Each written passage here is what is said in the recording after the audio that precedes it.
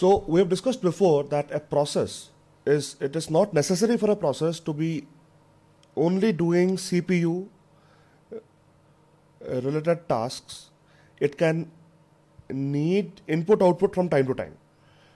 For example, you read a bunch of the data set for a machine learning model, then you start computing it for a while, then you want to store the model, then you want to read the test set and you want to test the machine learning model maybe, or you are trying to compress a bunch of files. So you read one file, compress it, store it, read a couple of more files, compress it, store it somewhere temporarily maybe. So almost all processes are made up of these CPU bursts during which they do something related to the CPU, on the CPU, right? So they are loading something, they're adding something, they're doing some computations. Then they request some input output. Like here it wants to read from the file. Then it waits for that input output to be over. Then it does something on the CPU again. Then it wants to write something. Then again it has to wait. Again it gets back onto the CPU. So during these points of time when it is waiting, it is in the waiting state, of course. And during these times it is in the running state. And of course in the middle there are ready states which we have not shown here. Okay. What we need to keep in mind is that the average amount of time that a process spends on the CPU whenever it gets a chance is only around 2 milliseconds. Okay. So what does that tell? That means on an average, even if you give each process, let's just say 4 milliseconds of time to run on the CPU once it has come, without disturbing it, they will still get out of the CPU in only 2 milliseconds. How will they do that? Because they will want to do some input output. They will run briefly on the CPU, then they will get out of there and they will want to do input output. Then what is the need from the operating system if this is the case? Well, the short-term scheduler has to run that frequently. Every 2 milliseconds, around every 2 milliseconds, it has to run once to be able to select another process from the ready queue and make it running. Okay. So that is the requirement here, that the short-term scheduler has to run very frequently. Because processes come onto the CPU briefly, then they go do some input output. Once their input output is done, they come back to the ready state, then they will be put back onto the CPU by the scheduler sometime later. But when they go to the waiting state, some other process has to come to the running state. Okay, is this idea making sense to all of you? Yes, sir. Okay, all right. So, well, we were discussing about the short-term scheduler. Well, there it is.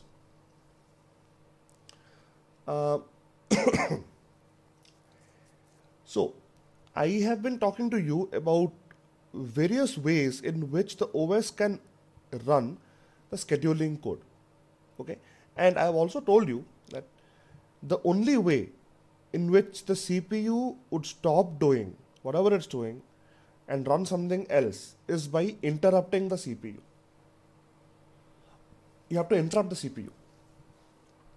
So when does the CPU get interrupted? There are two sources of interrupts: hardware and software.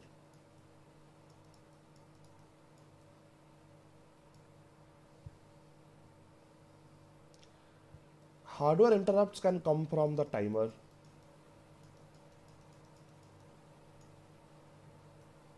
They can also come from input-output devices.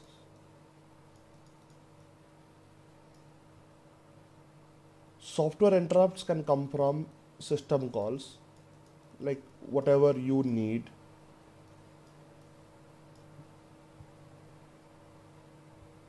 They can also come from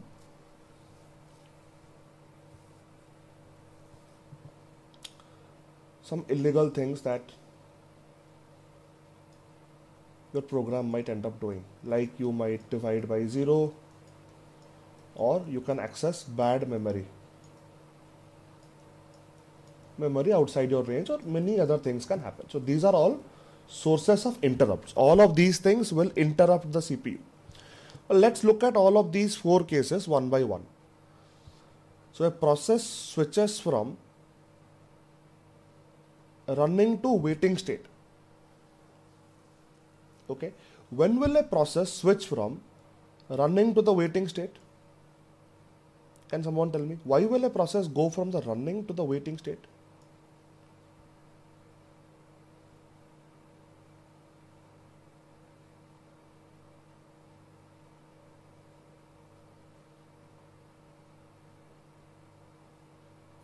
So that other tasks could complete. Sorry, what? So that other task could complete. That is the ready state, right? So you are correct, but So priority. it will go to the waiting state because it requests input output. Okay, if it is in the running state and if it can still continue to run, for example, another high priority process comes in or other processes are supposed to run, like you both said, then it will go from the running to the ready state. It is still ready to run. It just stopped running because, well, other processes have to run. But it goes from running to the waiting state. It is waiting on what? Some input output. That is what we learned from the 5-state diagram, right? 5-state process state diagram. There was a new process which gets admitted, then it becomes ready, then it can go running. From running, it can come back to ready, or from running, it can go to exit, terminated state, or from running, it can also go to waiting. From waiting, it can go back to ready, then from ready, it can go to running. Right? Waiting on what? Waiting on input output. So when a process switches from running to the waiting state, your scheduler code can run. Because what will happen there? When you request input output, you basically do a system call. A system call is a software interrupt. It interrupts the CPU. It was running your program, but you yourself did a system call saying that I want input output. And you interrupted the CPU. Now that the CPU is interrupted, what is the OS going to do? The OS is going to store your state into your own process control block, and it will try to work on the interrupt. It will try to work on the system call. But whenever it is done with that, it is going to schedule a new process.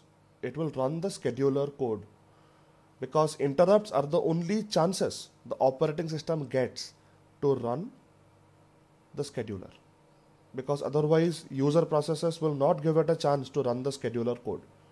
Okay, so when the scheduler runs, it might end up picking a different process, and this process, which is now waiting on input output, will wait. Whenever its input output is, we will see. Okay, second point, switches from running to the ready state. Now a process is running just fine on the CPU. It is not requesting any input output. It's just doing computation on the CPU. It can still go to the ready state. When can that happen? Well, it can happen if the timer interrupt, for example, fires off.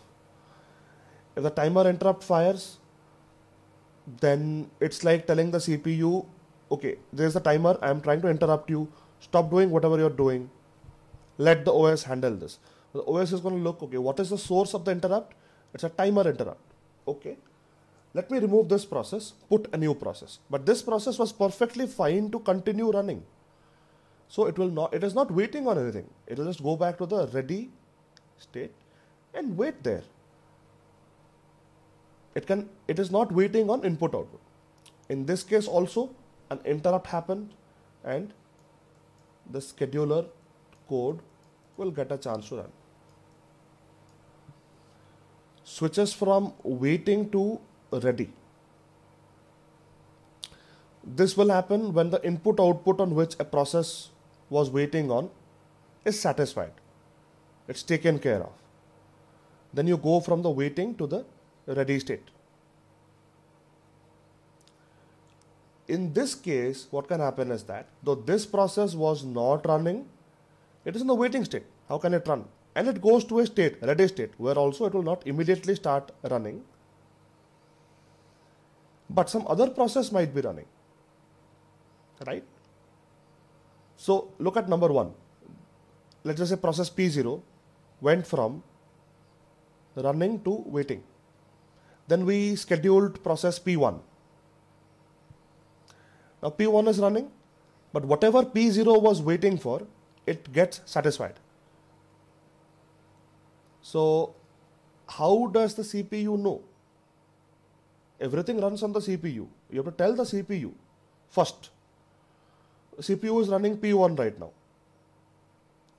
So let's just say the disk controller, the input output device here, makes an interrupt to the CPU, telling that, okay, this is done. That means P1 will get interrupted. P1 will go from running to the ready state. Okay, because it is not its input output, it is process P0's input output. P1 was running fine, but the CPU got interrupted. P1 goes from running to the ready state. The operating system code then figures out, okay, what was the interrupt? Disk. For whom? For P0. Okay, let's bring P0 from waiting to the ready state. Then run the scheduler. Maybe P2 might get selected. P2 might go from ready to running. And at this state, both P1 and P0 are in the ready state. They might also get chosen. And so as you can see, there is a chance for the scheduler code to run here also. And the fourth one is when a process terminates. When a process terminates, it either calls the exit system call or it does something illegal. Okay? In either case, if it does the exit system call, it's a system call. It's an interrupt. If it does something illegal, even that is an interrupt. They're both going to interrupt the CPU. The operating system is going to take over. If it has terminated, then it is fine, exited. If it has done something illegal, even then the process is going to be killed and a new process will be selected. So the scheduler code will be done. So in these 4 circumstances, the scheduler gets a chance to run and select another process from the ready queue. Does that make sense to everybody?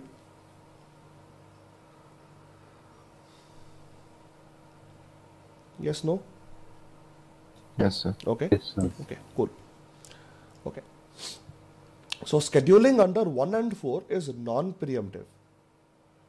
What is non-preemptive? By non-preemptive we mean that a process will continue to execute on the CPU unless it itself does some action that gets it removed from the CPU. No one else external has anything to do with their removal from the CPU. For example, in number 1 and 4,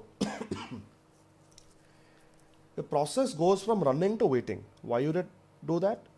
Because it wanted input output. Who wanted input output? The process itself.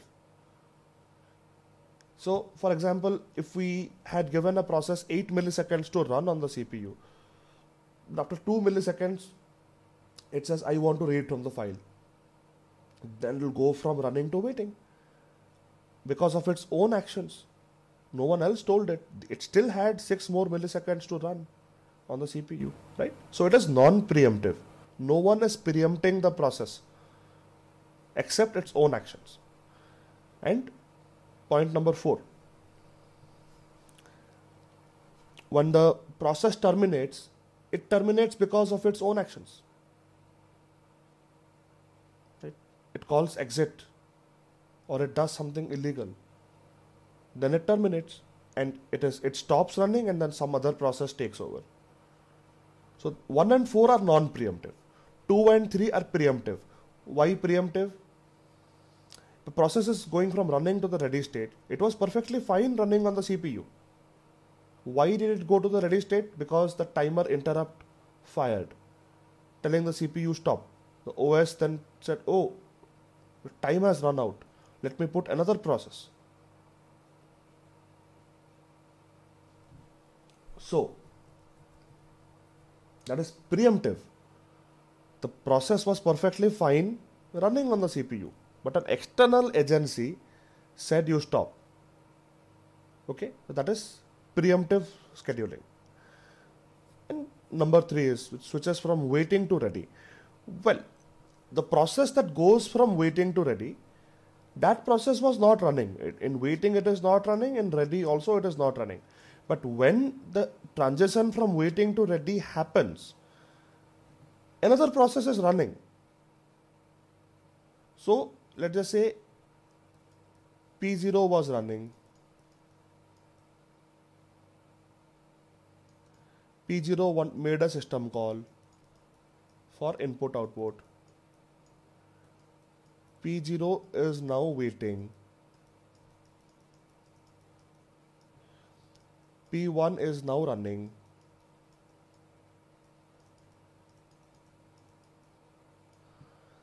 Okay, P1 is running fine, but whatever P0 was waiting on, that gets satisfied. So the CPU is interrupted by the input output device. P1 now goes back to ready. P0 was waiting, now it also is ready. The scheduler code runs, maybe it starts P2. These two will also run at some point. But what happened to P1? P1 was running, it stopped running because of what? Some other processes input output. Like because of P0's input output, P1 was stopped. Did P1 do anything to make it stop? No. It was an external agency that stopped P1. That's why it's also preemptive. Okay, is it clear why 1 and 4 are non-preemptive and 2 and 3 are? To everybody? Sir, I have a doubt. Yes, please. Sir, in number 4, it's written terminates and one of its reason is illegal. So for illegal, it's also possible that it is divided by 0 and this input must be given by a user who will be an external agent. You can call it, but the user is the user of that process, right? I mean, when I mean external agent, it has nothing to do with the OS or any other process. It is that process and, well, of course, input given to that process. I can also say that, well, the user gives a 0, but then the program can check for a 0 and not divide by 0. It is still doing something illegal. Okay, sir. Okay, so it is, and at the end of the day, the program is not checking its inputs. It is still doing something that is illegal. I mean, it is the user which has given the input, perfectly fine, but the program takes it and executes it. So it is the program that is doing it. The user can be called as an external agent, but ultimately it is the program which is, it could have done something about it. It's like, I will not let you divide by 0. Give me another input, right? But it doesn't do that. It just blindly divides by 0. In that case, it's a program that itself is committing something that is illegal, versus 2 and 3, in which case it is completely external. The timer interrupt and some other processes input output getting satisfied and then terminating and then stopping you from running because an interrupt gets generated. Those are preemptive. Okay, all right. Yes, sir. Okay, cool.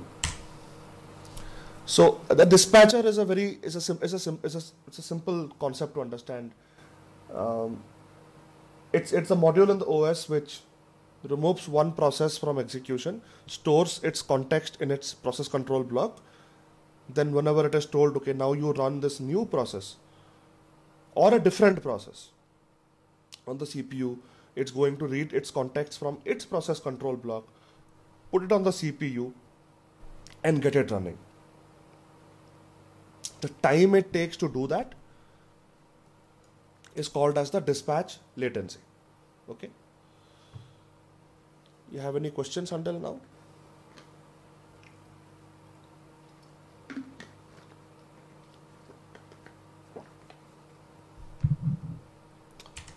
Okay. So let's look at some scheduling criteria.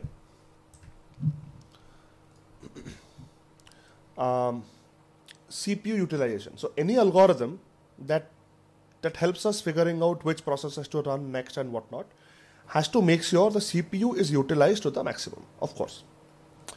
throughput. Throughput is the number of processes that get completed per unit time. So if we start 10 processes and then they take 10 seconds for all of them to complete, then it's throughput is 1 process per second, right? Turnaround time. So if a process gets admitted at time TA and then it exits TE at time TE, okay, is it guaranteed that the moment it is admitted to the ready queue, it immediately starts running? Is there anything that guarantees that the moment a process is admitted into the ready queue, it will immediately start running? No, sir. No, right? No. Okay. So then it will probably have to wait a little bit, not the waiting state as in it's in the ready state here. Okay, it's all in the ready state, and then it gets CPU. Then again it might have to wait a little bit more.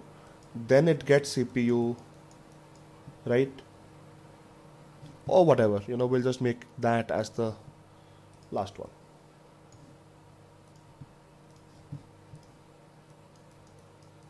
And this is where it terminates. All right.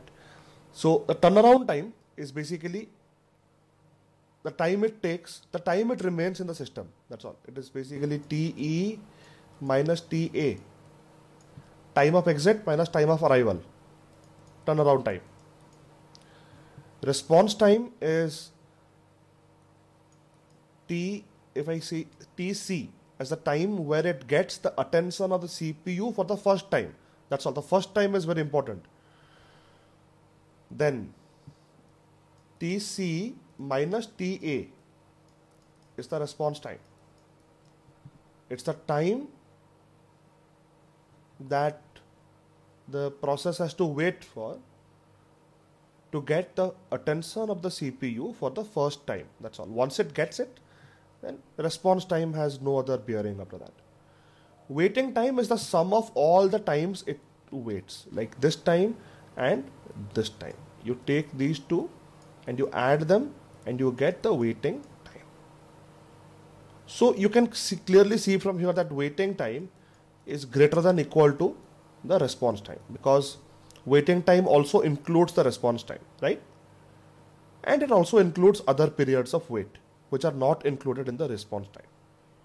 Make sense? Yes, sir. Okay. So what is TC? Oh, TC is the first time this process gets to run on the CPU. First time. Like it gets into the ready queue, then it waits. Whenever it runs for the first time on the CPU, well, that time is TC. Make sense? Yes, sir. We use that for calculating the response time. Like, if I start a process and if it does not run, I will feel that nothing is happening on the process. There is no response from the system. Right? The longer it takes, the bad it will, the worse it will look. Okay. So any algorithm that we run has to maximize CPU utilization, maximize the throughput, but it has to minimize all of these three things. We definitely want an algorithm which will minimize turnaround time and waiting and response times. But it should maximize these two, CPU utilization and maximum throughput, like complete common sense, right? Anyone has any different opinion about this? Should we want an algorithm that increases the turnaround time? No. Should we want an algorithm that decreases the throughput? No. Right? So it's pretty much common sense that these 5 criteria should be maximized and minimized in the following order. Make sense to everybody? Yes, sir. Okay. Yes, sir. Correct. So let's look at the first algorithm. First come, first served. 3 processes, they have come in this order, P1, P2, P3.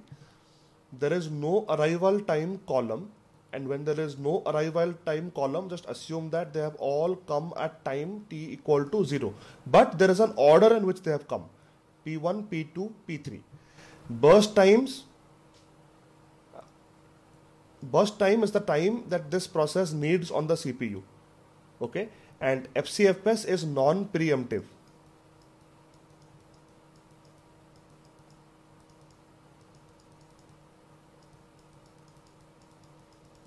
It's non-preemptive. No one can remove a process from running on the CPU once it has started, except for its own actions. The processes are not going to do any input-output in this. They will just continue executing until they terminate on their own. Okay. So P1, we schedule P1 first because it has come first. Okay. That is what is in the name of the algorithm. So we run P1 from 0 to 24 because 24, it needs 24 units of time on the CPU. Once it terminates, we put P2 because it is next in line, 24 to 27, 3 units. Then P3 runs 27 to 30, 3 more units. I hope this is clear to everybody, at least this part. Okay.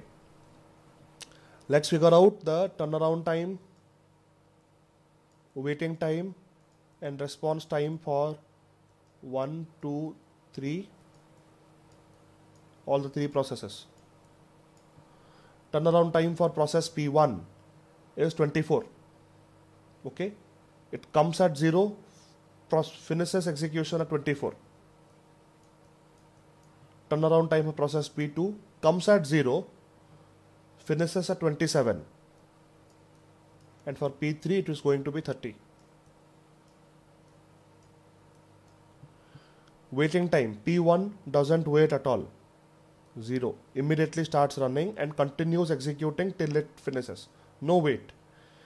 P2 waits for 24 units, comes at 0, starts running at 24 and then executes entirely till it ends. Similarly, P3 waits for 27. Response time is again the same as waiting time here, because once a process starts, it completely runs. So the only wait it does is before it starts executing, and that is exactly what response time is. And the average you can always find by taking the sum and dividing by 3, which just comes out to be 17 in this case. This makes sense to everybody? Yes, sir. Okay. All right. So instead of that order, if we change the order to P2, P3, P1 in this order, then these 2 short processes, P2 and P3, can first run and then P1 can run. In this case, the waiting time, the average waiting time falls from 17 to 3 drastically. Why? Because there 2 short processes had to wait behind a long process. So this process's entire execution time was getting added to the waiting time of these 2 processes. Now that's not happening. We have seen these in supermarkets.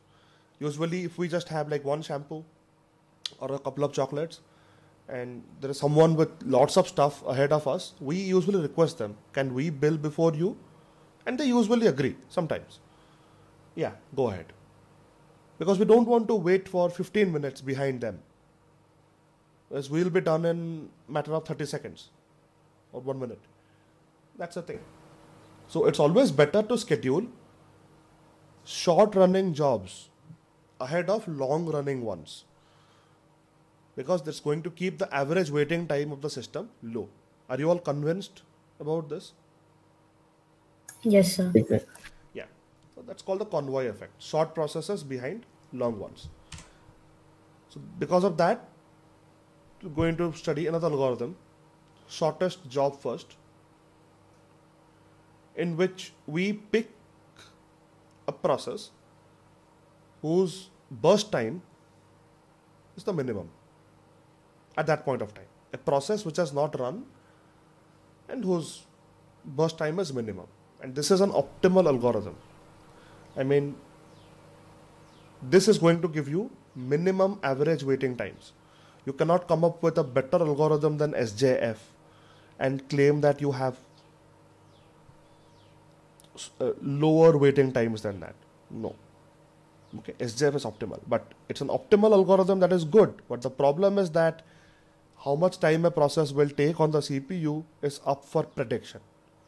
You have to predict, and predictions come with errors. You cannot say for sure that this process will run for 5 milliseconds, that process will run for 10 milliseconds. No, they might run for 1 millisecond and then go for input output. Or they can crash, or they can finish early. Anything can happen. So, well, that trade-off is always there. Let's stick. So, and there are two versions of this SJF. One is preemptive, one is non-preemptive. So let's look at the non-preemptive one here, in which a process, once it starts running, no one is going to remove it until it itself exits. Arrival time is not given, so let's assume that all of these processes, they have come at time t equal to 0. And well, P4 will run because it has the least burst time, followed by P1, then P3, and then P2. Okay? As easy as it gets, right? Pretty easy to see why that's the case. And the average waiting time, you can figure it out using the concepts of whatever we have learned before about turnaround times, response times, and waiting times and whatnot. You can calculate all of that. So how do you determine the length of the next CPU burst? Well, here this was non-preemptive. So there is no next CPU burst. This is the only CPU burst. This is the only one. Once you put a process, it will run for that much time, then it will execute. Complete execution. That's all. But if it, in the preemptive case, in which a process is, has run for a while, P1 runs for a while, then, you run P0 for a while. But then again, P1 has to come. But then let's just say P2 is also there in the queue. Which one should we choose? P1 or P2? How do we know how much P2's next CPU burst is going to be? And how do we know how much P1's next burst is going to be? Which one is smaller, we'll put that one. How do we know? In the preemptive case, that can happen. Because here P0 preempted P1. P1 went to the queue, ready queue. Right? So in that case, we'll have to figure out the length of the next CPU burst. You can only predict it, and you can predict it from past history of the process. For example, these are the real ones, the real CPU bursts of a process. And we have kind of modeled a line which kind of follows those numbers. As you can see, the guess is pretty close to the real one. It's not exactly the same, but it kind of tracks the real bursts. It's not important for you, any of these formula, nothing. Just keep in mind that you cannot predict exactly. You can only try to guess. So this is the non-preemptive version. The shortest job first SJF was the non-preemptive. This is the preemptive one. Okay, so this is the preemptive one. That one was the non-preemptive one. This is preemptive.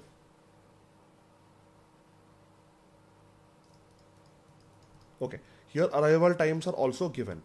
Let's take a look at this, right? So P1 at time t equal to 0, what is the only process present in the system? So P1. P1. So P1 runs at time t equal to 1 second.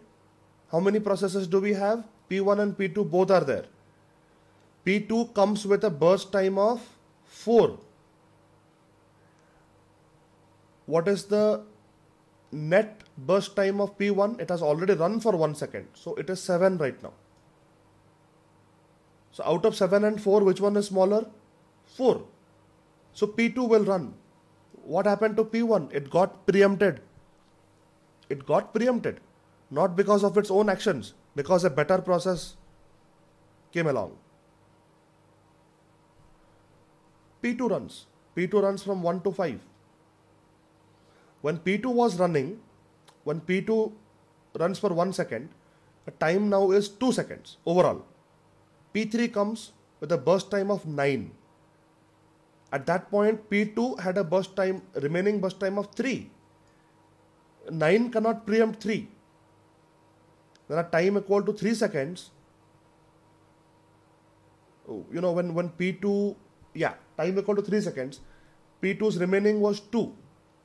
P4 came with a time of 5. 5 is again not better than 2. So P2 will continue running because it continues to hold the shortest remaining time. When P2 is over, then we look at, okay, P2 is gone. You have competition between 7, 9 and 5. So 5 wins. P4 will run. No more processes are arriving. No need to be on the lookout for that anymore because after 3 seconds, all the processes have arrived. And after P4 is done, we will choose 7 over 9. So P1 will run from 10 to 17, as you can see, 7. And then P3 runs from 17 to 26 for 9 units. This clear to everybody?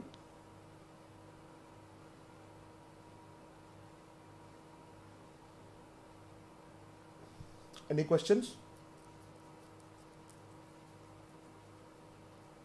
Hello? Am I audible to you guys? Yes, sir. Yes. Okay, okay. So the average waiting time, as you can see here, P1 did not wait in the beginning at all. So its response time is 0. But its waiting time, you have to add this part from this to this. It was not running. So from 1 to 10, so 9. Okay, this part. Similarly, you can calculate the rest of the things. So we can do that here. Turnaround time, response time, waiting time. Turnaround time for 1 comes at 0, finishes at 17. So 17. 2 comes at 1, gets over at 5. So turnaround time is 4. 3 comes at 2, gets over at 26. So 24 is the turnaround time. 4 comes at 3, gets over at 10. So turnaround time is 7. Response time for process P1 comes at 0, runs at 0. Response time 0.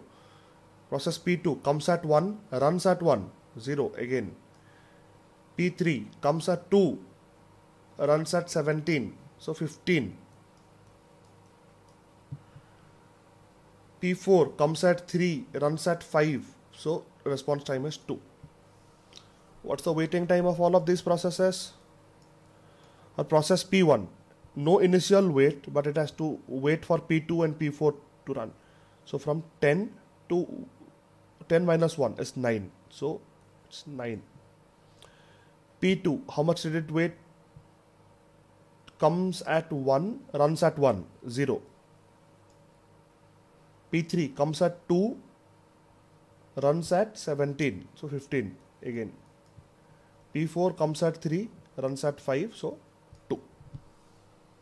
Only for P1 you have to add this extra thing here.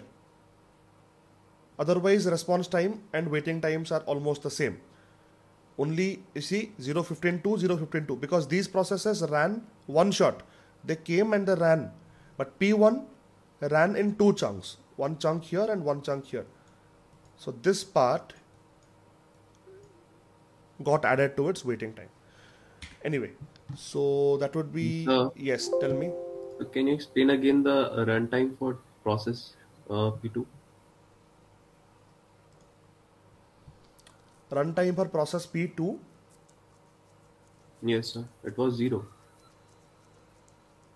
Runtime. The response time, sir. Response time for process. Yeah, response time is 0 because the process arrives at time 1 and it starts running at time 1. So it did not have to wait to get the attention of the CPU for the first time. That's the definition of the response time, right? Okay, so understood. Okay, okay. All right, so that would be all. Let me stop. Let's move on to priority scheduling. Okay, so is my screen visible and I'm audible to all of you? Yes, sir. Okay. Yes, sir. Correct. So priority scheduling. In this kind of scheduling, we assign every process a number. That number is its priority. Usually, lower numbers indicate higher priorities. But be mindful in exams. Sometimes they turn it around and they say higher numbers mean higher priority. Just keep that in mind. But if nothing is given, just assume that lower numbers indicate higher priorities. Okay? And you can then schedule processes, right? More important, high priority processes will be allowed to run first. That's a simple rule. This algorithm can be preemptive and non-preemptive. We will see how both of them work. What can happen with this algorithm is starvation. Low priority processes, for example, if there is a process P10 with a priority of 9. The other processes with smaller priority numbers. Smaller priority numbers mean higher priorities. They will always run. By the time most of them get over, new processes can get admitted with higher priorities ahead of this process, and all of them will run, but this poor guy won't get a chance. What will happen? Starvation. Okay?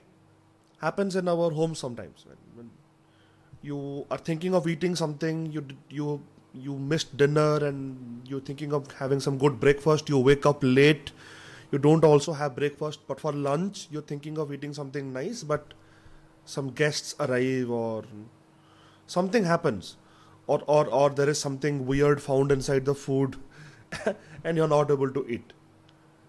Then you starve, right?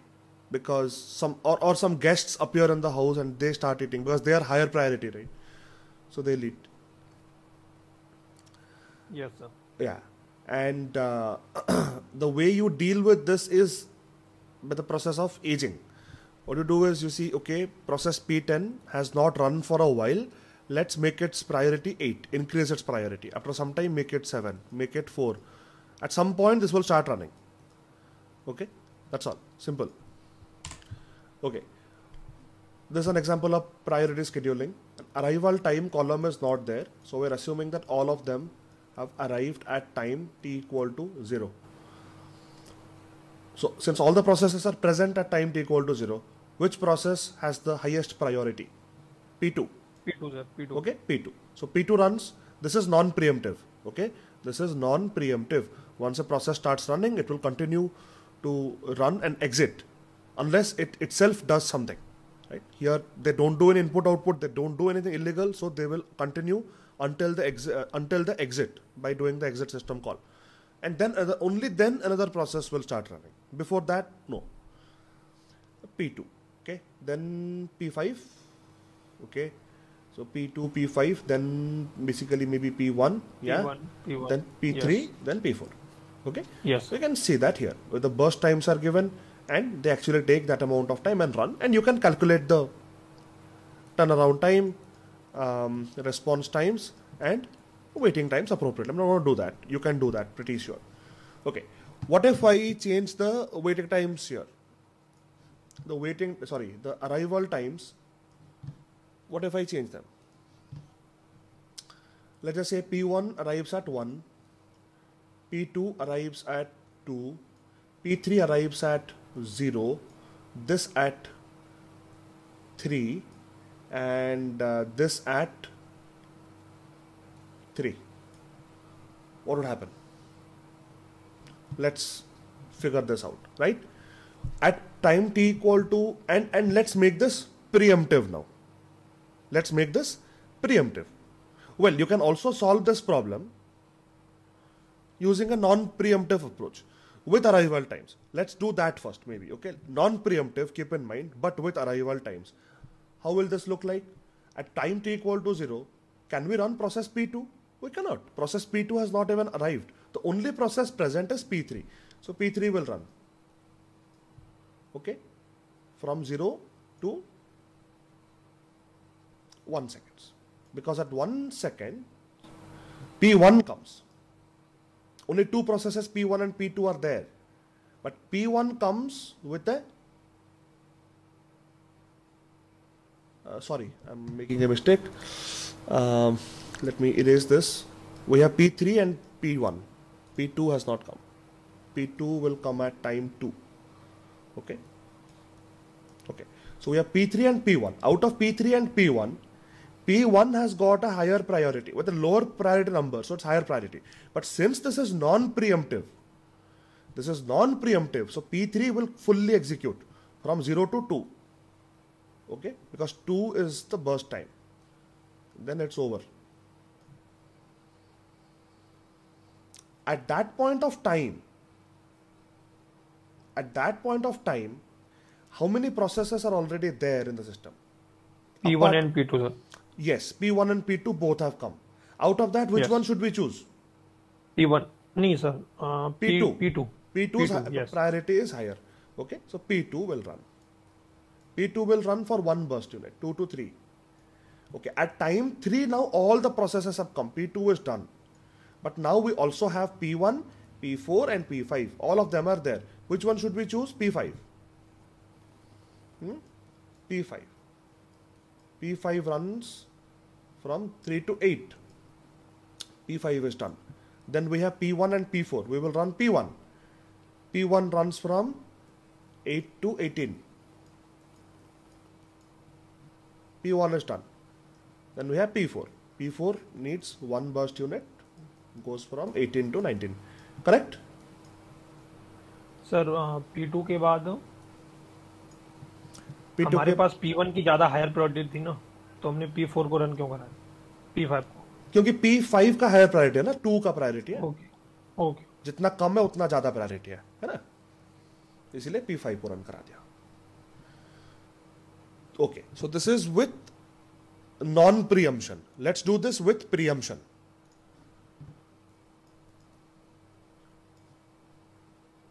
Okay. Sir हम इसमें उसको consider नहीं करेंगे time को, अगर ये ज्यादा time ले रहा है बेशक उसकी ज्यादा प्रायोरिटी है तो उसको रोक दो थोड़ी देर के लिए. नहीं करते हैं इसमें. ओके. हाँ, वो असली ऑपरेटिंग सिस्टम में होता है, कोई एक टाइम के जब बाद कोई चलता नहीं है, उसको बंद कर दिया जाता है. लेकिन ये नकली टेक्स्ट बुक्स के ये एग्जाम के क्वेश्चंस के लिए ऐसे ही होता है ये. ठीक है, असली ऑपरेटिंग सिस्टम में हमेशा एक टाइम के बाद रोक दिया जाता है कि नहीं अभी बहुत हो गया, अभी दूसरे को चलने दो. यहाँ पे ऐसा नहीं होता. और असली ऑपरेटिंग सिस्टम में पहले से बर्स्ट टाइम पता भी नहीं होता. कैसे कोई बता सकता है कौन कितने टाइम तक चलेगा?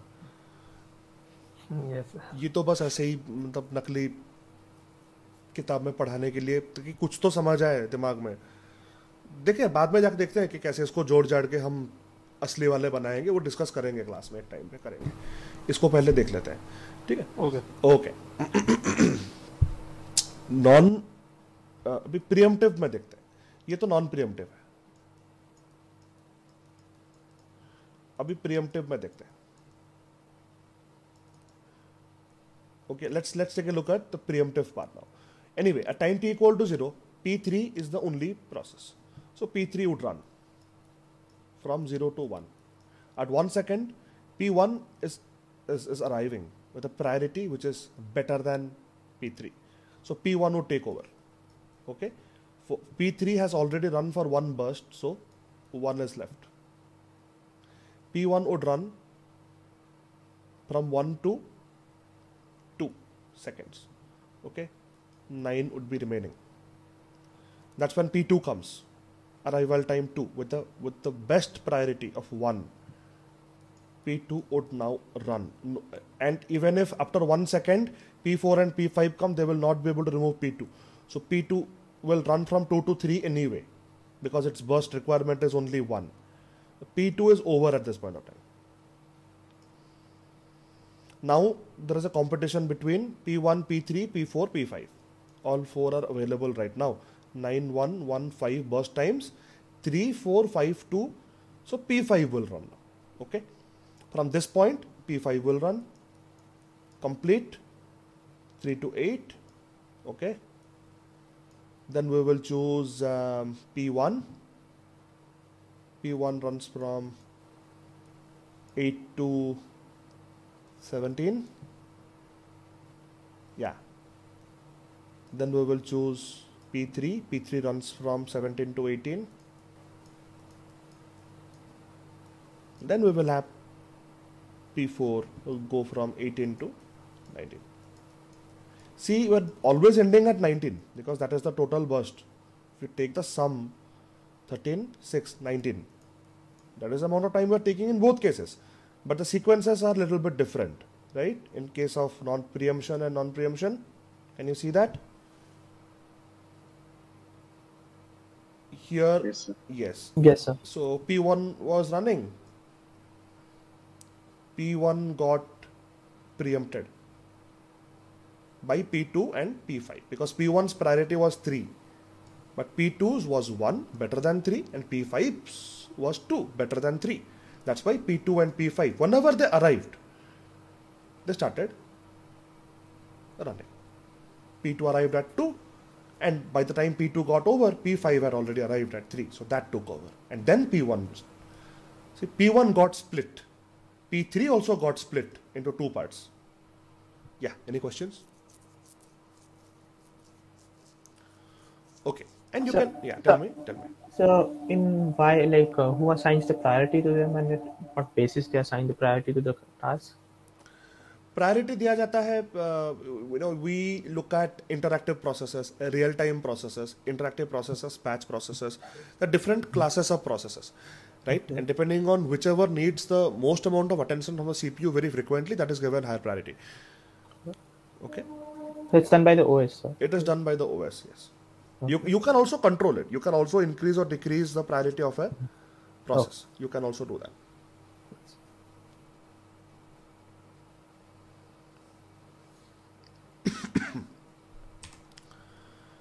Round robin.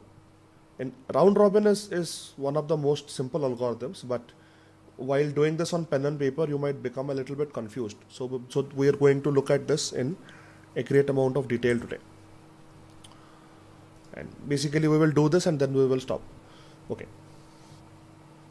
In round robin, each process is given Q amount of time. It's called as the time quantum, which is usually in this range, but it can change from this range also depending on the speed of the CPU. The CPU is very, very fast, then time quantum doesn't have to be this much. You know, the CPU can do much more in small amount of time. So you can decrease the time also. The CPU is slow, then you can increase the time. After this time elapses, even the process is not waiting for IO or the process is still running on the CPU. Okay, it's still willing to run the CPU. It is in the running state, but it will be stopped. Stop. The timer interrupt will go and say, no, you stop right now. Another process in the queue. Okay, there is going to be a ready queue, which we will maintain, as you will see while solving the problems for you. The head of the queue will be brought. That will run for queue amount of time. Maximum. It cannot run for more than queue. It can stop before that. It can do input output or it can exit before that. Okay. And once that stops, another one from the ready queue, the front of the queue will be brought. That will run. After some time, what will happen is that the first process will have gone to the back of the queue. Eventually, it will come to the front of the queue. And that will run. So this looks like a round robin. It goes round and round and round, giving maximum queue amount of time to each process. Okay. So if there are n processes and q is the time quantum, then no process has to wait more than this amount of time to get its next chance. Right? Pretty clear. So if we have P1, P2 and P3, 3 processes, and time quantum is 2. So let's just say P1 runs for 2 time quantum. P2 runs for 2 time quanta. P3 runs for 2.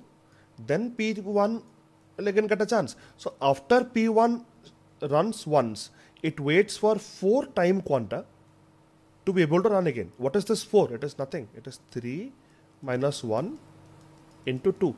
Right? Correct?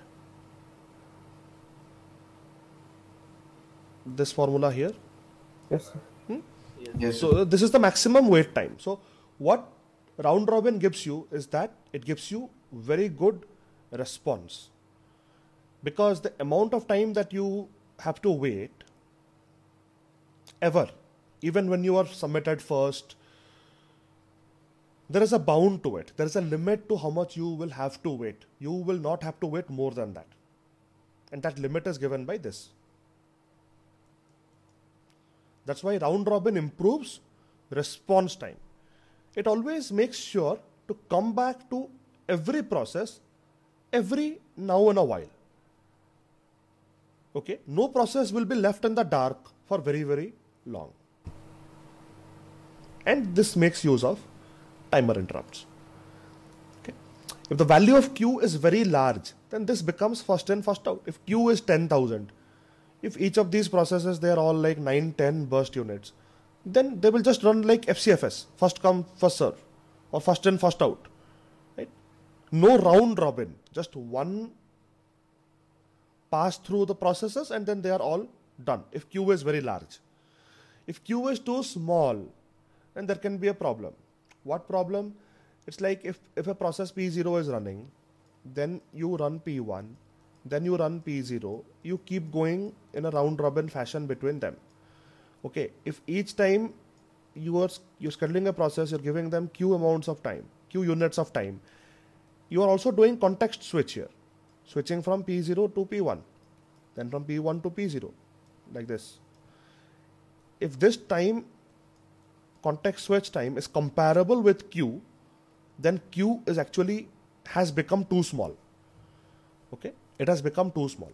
It should be bigger than the context switch time. Otherwise, the processor is spending considerable amount of time doing context switches and not running the processes. Are you able to understand this point? Yes, sir. Huh? Yeah. So the Q should not be very big. If it becomes very big, then responsiveness will go. This n minus Q has Q multiplied. If Q is very large, then the process again goes back to like first in, first out. Has to wait for a very long time. So Q should be, a nice number in between, not very small, not so small that it's context switching so much, running little bit and context switching, running little bit, context switching. That's not useful also. Example of round robin with time quantum equal to 4. Okay, here I'm going to maintain a ready queue. Okay, in a ready queue we have these processes in this order.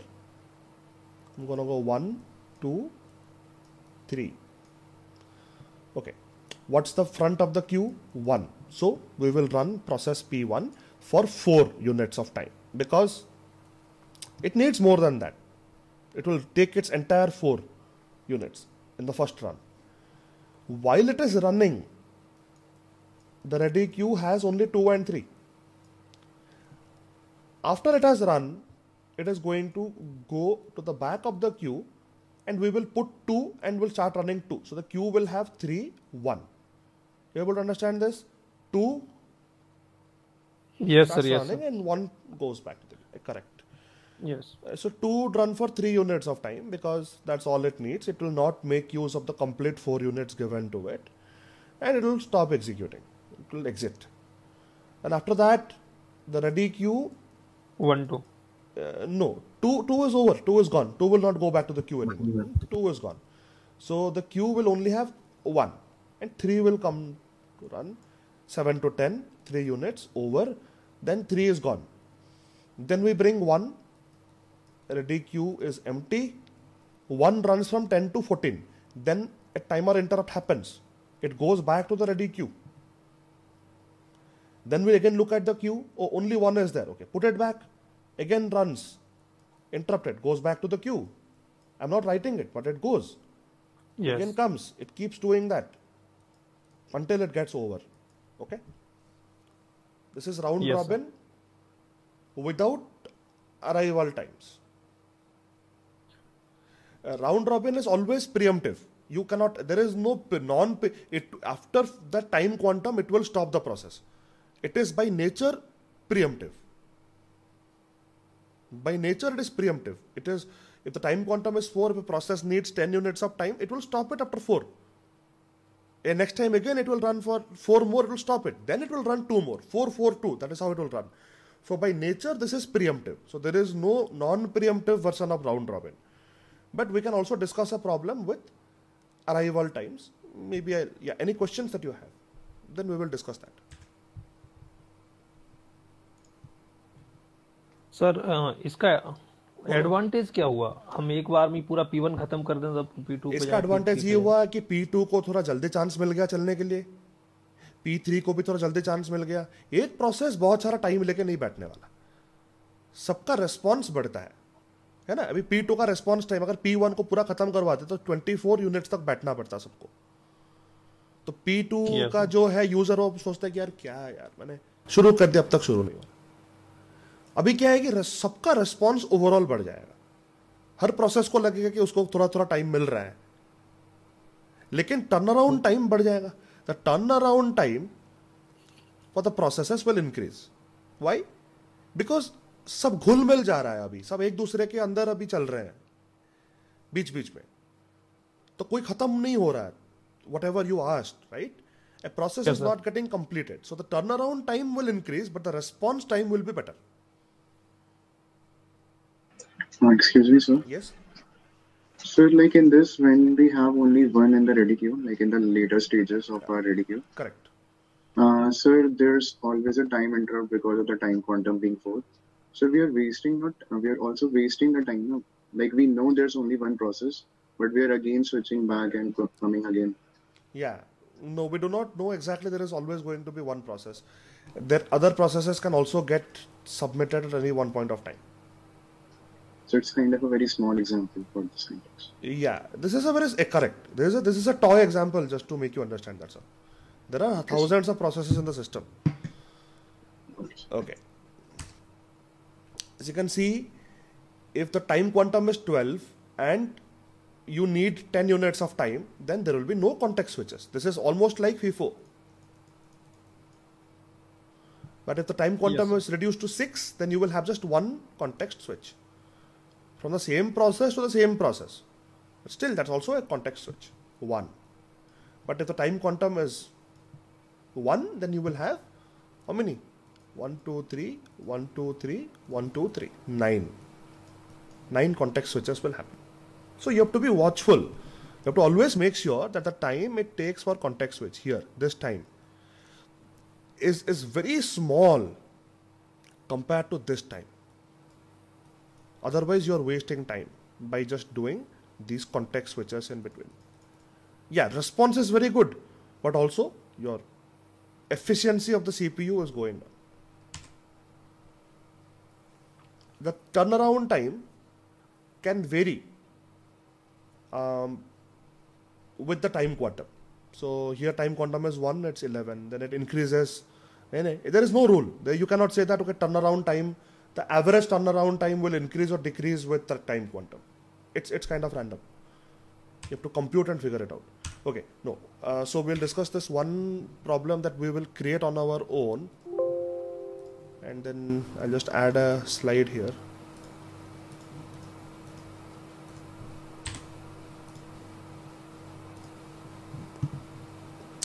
Let's create our own problem. For example, let's take 4 processes.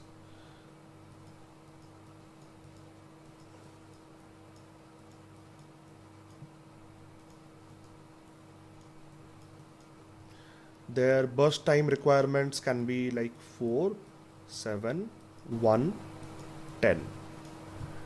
Let's start some, let's make their arrival times more like 2,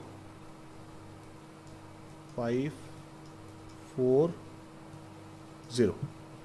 Okay, so these are the burst times, these are the arrival times, and I'm going to keep a ready queue, and we are doing round robin with a time quantum of 2. Okay, let's do this. Yes, sir. Okay. Now, you tell me, which process should we run now? P1. P1, correct. P1. Okay, let's set up the ready queue. Okay, first. Ready queue, how many processes should be there in the ready queue? Only one process. Because the others are not ready. Simple. Yes, sir. They're not there. Okay, so now let's start. So we'll start with P1. So this is the Gantt chart. P1. P1 runs from 0 to 2. 2. Okay. Yes. At 2 seconds, Now, so what is there in the ready queue? Nothing. One thing. Yes. Nothing. So I'm going to. I wish I had ready access to the eraser, but I'll just keep maintaining different queues. This queue is over. One was not there in the queue. When it was running, nothing was there. Queue was empty. Now P1 is going to go back to the queue. Its burst time requirements are 2 right now. 2 is already over. But at the same time, P2 has also arrived. So which one should we put in the queue first? P1 or P2? P2 sir. P2. P2. Why? Sir वो ready है ना उसके लिए. वो तो P1 भी ready है. P1 तो चल ही रहा था. So response was like for P2. Response better होगा. It's like P1 has already run. P2 को पहले चांस देते हैं. नया आया है ना. Okay. Yes sir. So what we will do is we will put 2 and then 1. Okay. 1. That's the queue. Okay. Now let's look at the queue 2. So let's bring P2. P2 will run. Now the queue has only 1 at the front. P2 runs from 2 to 4. Burst time requirement of 5 now. Now the time is 4. Now P4 has also arrived. So what we will do, this is 1, we will put 4 and then we will put 2. Okay? Yes sir. Okay. Now P1 will again come. P1. Once P1 comes, we have 4 and 2 in the queue. P1 runs from 4 to 6. At which point it is done. P1 is over. Sir. Correct. Now P1 has run. It is not going to go back to the queue anymore, but the time has already become 6 seconds. Now P3 has arrived in the meantime. Okay. Yes, sir. So now the queue is basically kind of like 4, 2, 3. P4 would be brought. P4 would run from 6 to 8. It would have 8 remaining.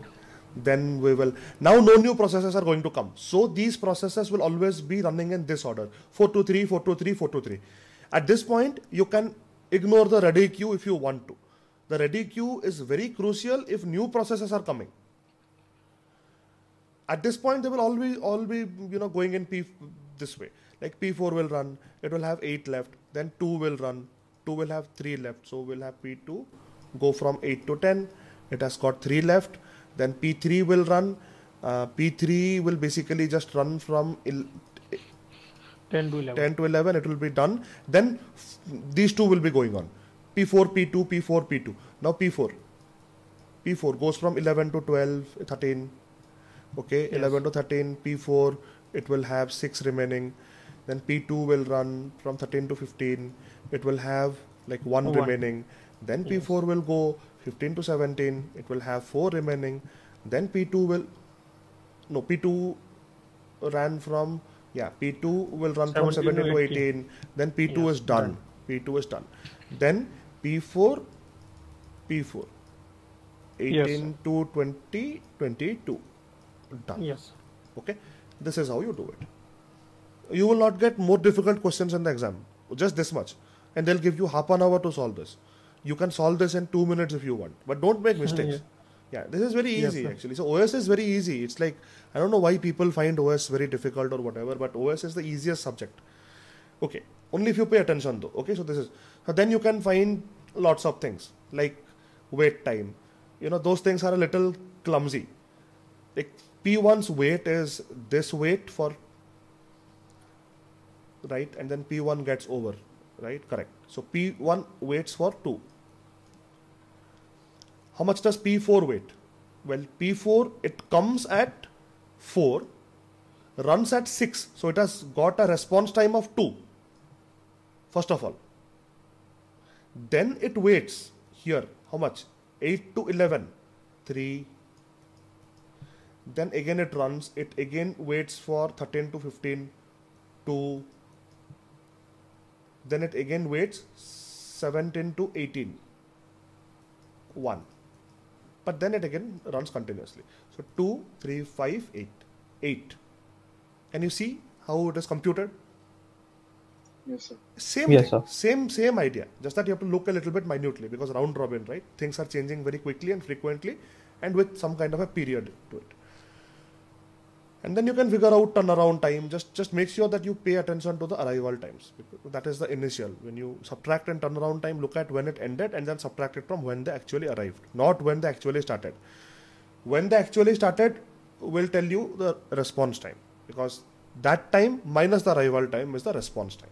And waiting time, you have to figure out when did they come, when did they start running first, that gap, the response time basically, then the rest of the gaps that they were not running. All of that will have to be added to get the waiting time. Clear? Yes, sir. Okay.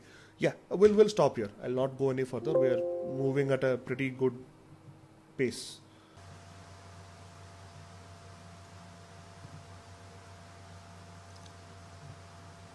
Okay, so let's continue our discussion of process scheduling from the concept of multi-level queue.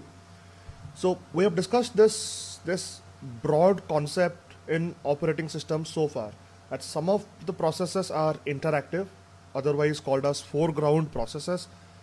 Few examples could be you working on the Word program or the Excel program in which you are interacting with the computer very frequently and actively, and you're expecting quick response from the computer.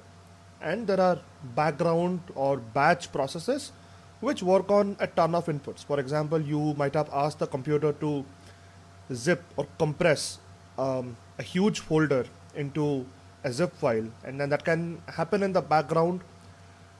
It may not give you any guarantees about how much time it will take for that to get over, but yeah, so that's a batch process. It's not interacting with you. It can sometimes take a back seat. Sometimes it can be preempted a little more often than the rest of the processes, because the foreground interactive processes need to be on the CPU a little more frequently than the batch processes, because the batch processes can tolerate not running for a while, and that is not going to disrupt the uses of the computer by the user. But the foreground processes are lagging, the response is bad, and then the OS will fail in its role to provide an easy and a performance system, providing an easy and performance system to the user, right? So there are two kinds of processes basically. So in multi-level queue, what happens is that a process, any kind of process, might be given a queue, okay, and then once it is given a queue, it will stay in that queue, okay. So for example, we might have a queue for foreground processes, and we might have a queue for background processes. Each of these queues, they might have their own algorithms for selecting which process should they send to the CPU. So there is only one CPU. Both the foreground queue and the background queue, both are eligible to send processes to run on the CPU. Okay. Internally, the foreground queue probably, since it is a foreground queue, so it might do round robin to have good response times. And the background queue might do FCFS. So background queue is filled up with batch processes. Whatever job comes first, it's best to just take care of that continuously, and then once it is over, then you can deal with the next one. Because the processes which have come at the end, they don't really care about waiting. They can wait for a long time. They are batch processes, right? But in the foreground, we use round robin in the foreground queue so that each process gets attention of the CPU after waiting a fixed amount of time, not more than that. That is what round robin gives us. So each queue follows its own independent algorithm inside. Okay.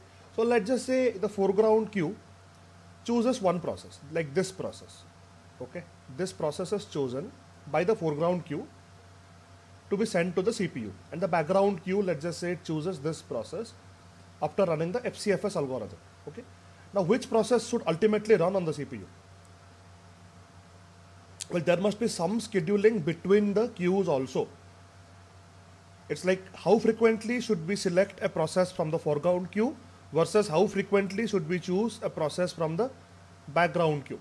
Okay, it's like think of the foreground queue and the background queue to be two classes, and by some sort of an election algorithm you choose a class monitor.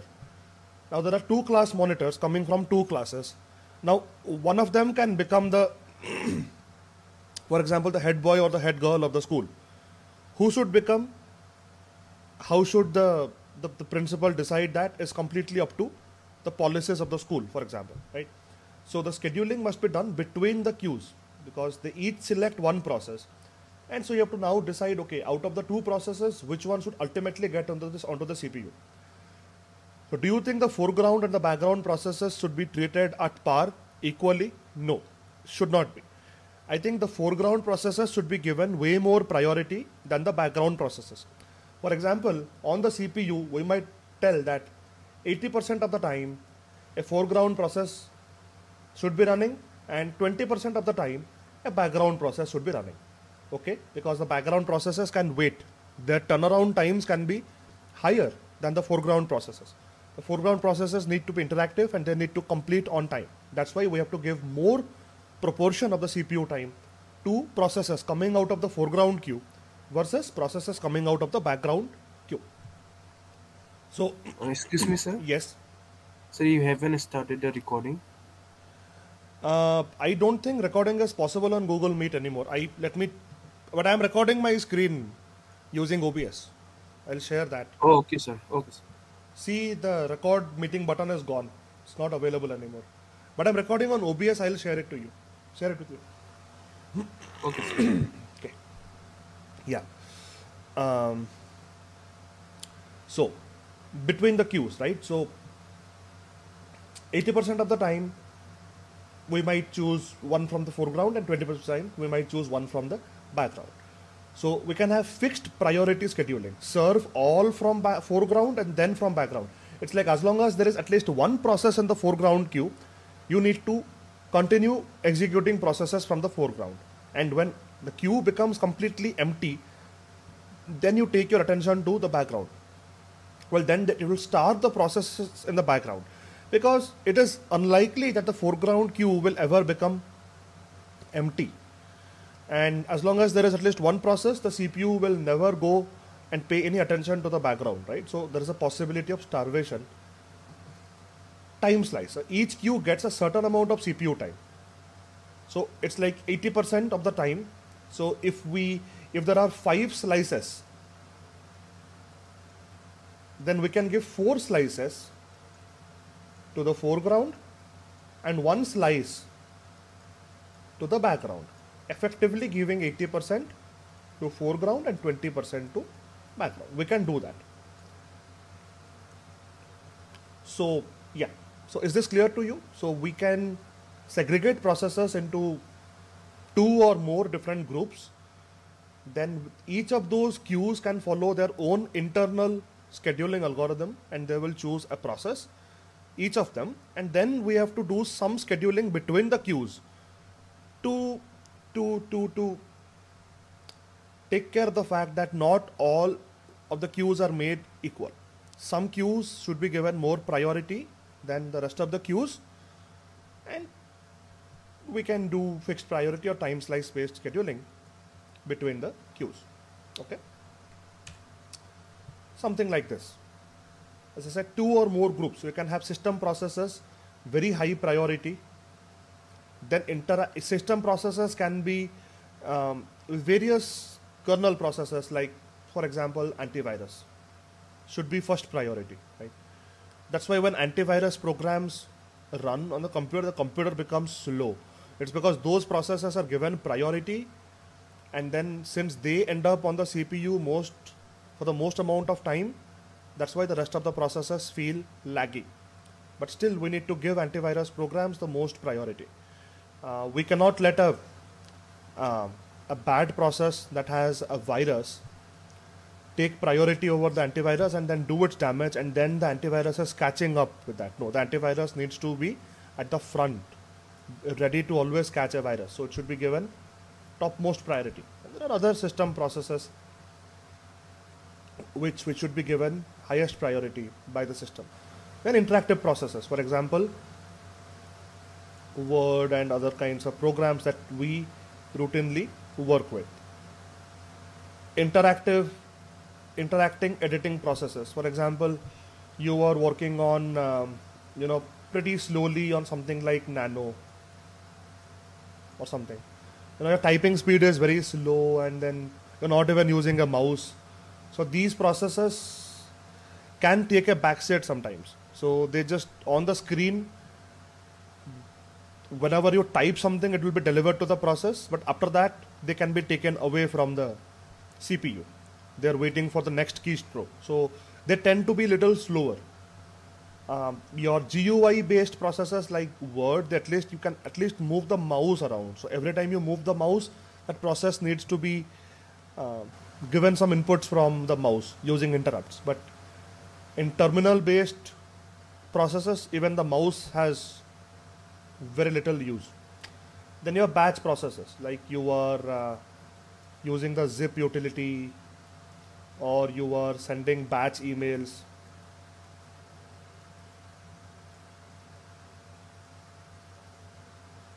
And stuff like that. And these may not be given that much priority. Then if this is a university server, then student processes can be the lowest priority. For example, you have submitted jobs onto the computer. Like compile a program,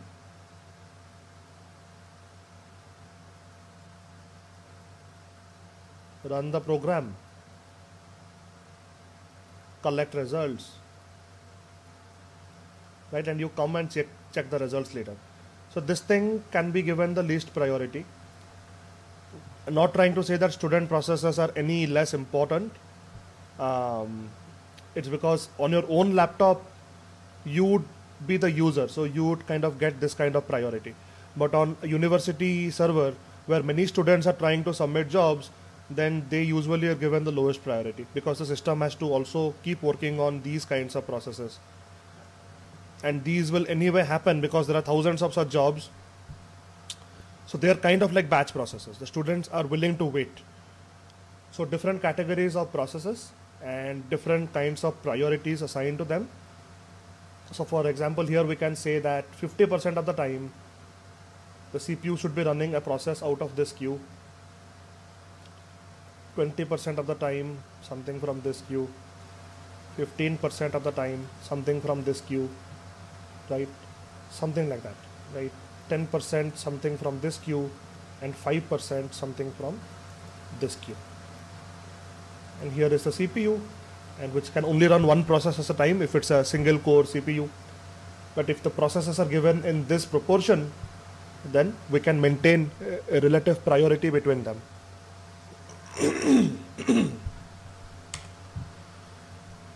Well, you can also have a multi-level feedback queue. So the multi-level feedback queue has, just like the previous algorithm, number of queues. Each queue has its own algorithm, just like the previous one. There is a method to upgrade a process. There is a method to demote a process. Okay, as we will see in the next slide. And let me give you a brief here. So there, once a process entered a queue, it used to always remain inside that queue, right? So these were, for example, these were foreground processes and these were background processes. If there is a process in the background queue, it can never go out of the background queue. So in multi-level feedback queue, there is a process through which we can determine if this process is eligible for a promotion to the foreground queue.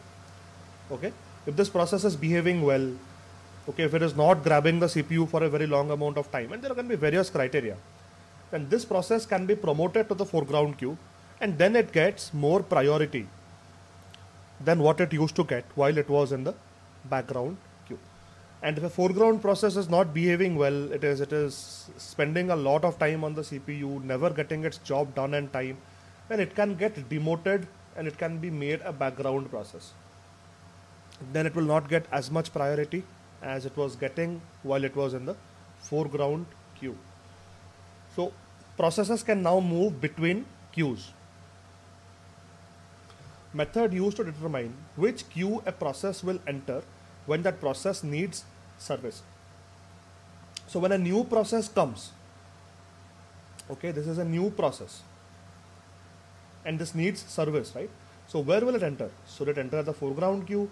Should it directly go to the background queue and then it will wait for a promotion, or should it go to the foreground queue and then potentially get demoted? We should not do a lot of promotions and demotions, right? We should ideally put the process where it belongs in the beginning so that we can avoid running the promotion and demotion algorithms, right?